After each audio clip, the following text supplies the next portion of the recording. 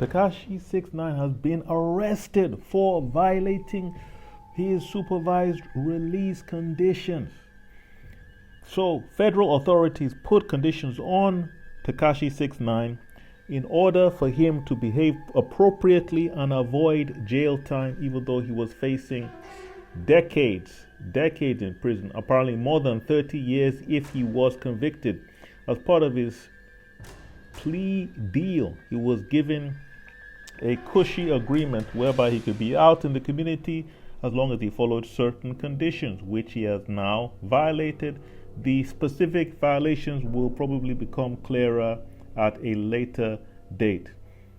For those who have been brought in the criminal justice system, they don't appreciate how difficult it is to actually follow a lot of these rules, bail conditions, probation conditions, supervised release conditions, because they are so desperate to get out of prison, to be out of custody, that they think that simply agreeing to any condition, no matter how onerous or ridiculous, is a good thing. This is the same thing which Meek Mill also had to deal with.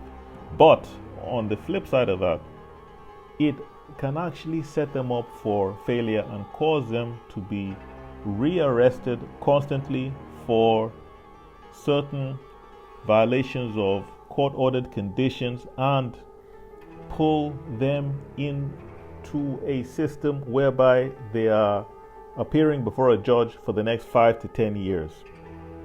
It's very dangerous to agree to conditions you know you'll have difficulty adhering to. And that's what a lot of people do.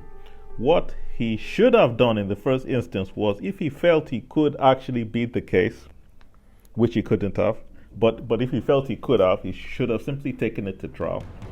Or the other option is, if you know you are not able to adhere to the conditions set by court and you're out in society,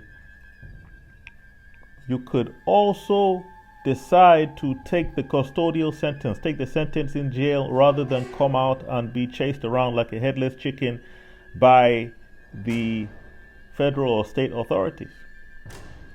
But a lot of rap artists simply like to flip the coin, take the risk, and end up in a situation in which 6ix9ine has ended up being housed, ironically, being housed in the same facility that houses Sam Bankman-Fried, the notorious crypto fraudster who apparently launched a fraud in the amount of $8 billion. So it just shows how difficult it is to deal with bail conditions, and also the fact that Tekashi 69 Daniel Hernandez is also not a very serious person, apparently. Make sure to like, comment, and subscribe.